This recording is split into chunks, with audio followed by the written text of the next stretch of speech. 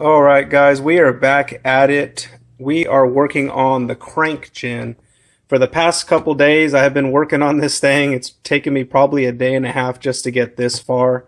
I know when you're looking at it, you probably think there's really not a lot going on, and you're right, there really isn't a lot going on quite yet. This is really just the foundation to the Crankgen.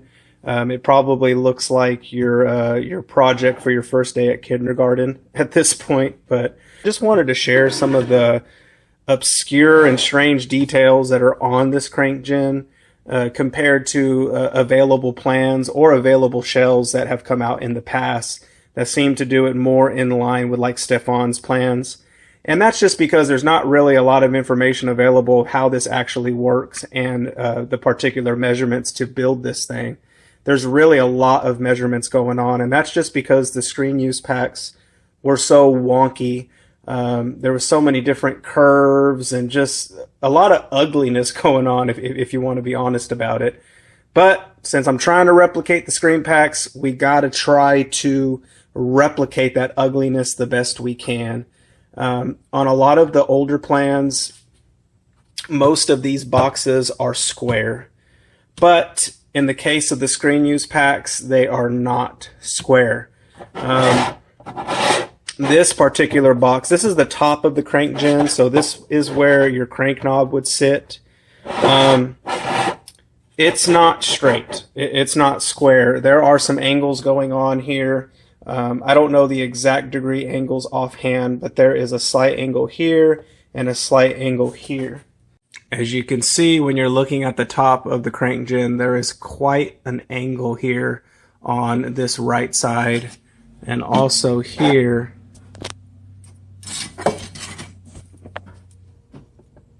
There's quite a bit of an angle there. That's why when you put your HGA on, it's kind of at a slant.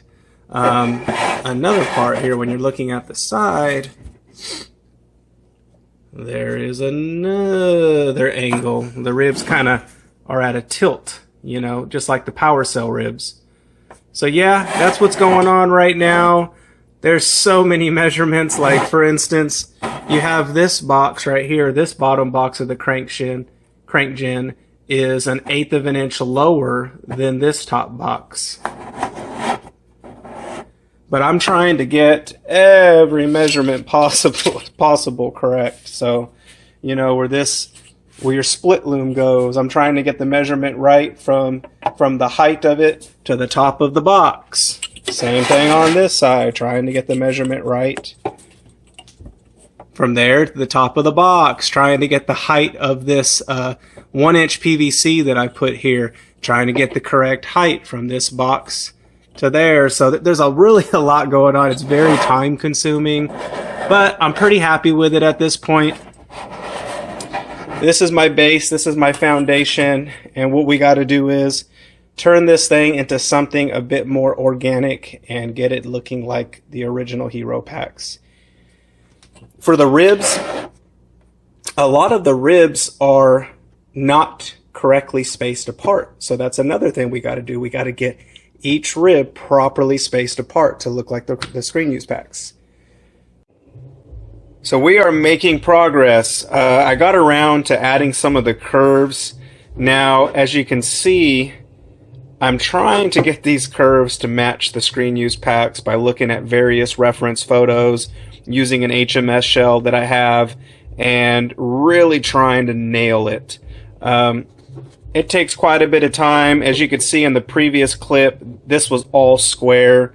I just go in with a Dremel tool and kind of start just lightly dremeling this down. Sometimes it'll Dremel through because these pieces of styrene are only 0.080, so they're not super thick. So I will Dremel through it, and then I got to come back in with some spot putty and start filling some of it in. You can see on some of the corners there, I have to add in some spot putty.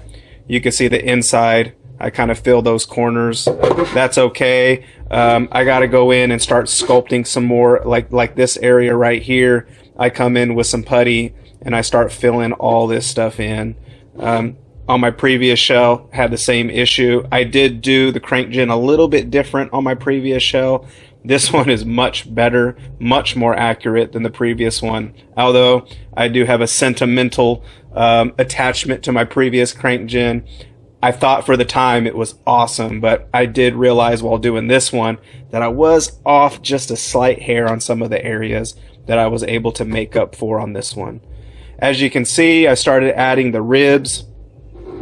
These are 0.125. They're larger than what I'm using on the structure. I don't really score these with a razor blade. I really just measure it out on a piece of 0.125 styrene here, and I just take a Dremel fiberglass wheel and cut it all out. It just makes it way easier. I just use one of these and cut out what I need, sand it all smooth, and get it looking nice. As you can see, I do overcuts on some of the ribs, and that's just because I'm very tedious when it comes to getting these in the right spot and getting the right curvature of the rib, because on the screen use packs, all of these are uneven. Every single one of them. There's no even space between any of these. So I do overcut, and that's just because when I'm super gluing this on, I want to make sure it's in the right correct spot, and if it's not, which I do make mistakes, I have the extra excess to just pop it off, sand it smooth again, and then readjust. So I've had a few instances where I've had to do that, so that's why I do that. And then when I like it, when it's exactly where I feel it needs to be, I'll go back with a Dremel tool and just Dremel it all down smooth. As you can see there, even there I do some overcuts, and that's just to get these in the correct spot. If they're not, I'll pop it off, or I might have to chisel with this guy and then bust it off, sand it smooth, get it back in the spot that I want it to go. I didn't have too many issues on the top, but these ribs are pretty ridiculous, because once you get these in the right spot, these will all go in the right spot. But since the screen use packs, all these ribs were wonky. None of them were straight. They're all kind of crooked. The important measurements to get are down there, because you want these in the proximate spot, so you have the right curvature with it. I'm not sure how well that comes out on camera, but you can kind of see there. It looks pretty good. So yeah, we're gonna go and we're gonna start trimming all this down, getting the right curvatures. I gotta come back in with some spot putty here and sculpt all that out.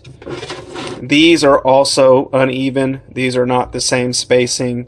So on Stefan's plans, this rib is just straight across, and then it has the spaces in between. But on the screen use shells, it's not just straight across. There's also a curvature right here, probably about a 1/8 curvature that comes right there, and that was probably just to help with demolding, I'm guessing, is why they did that.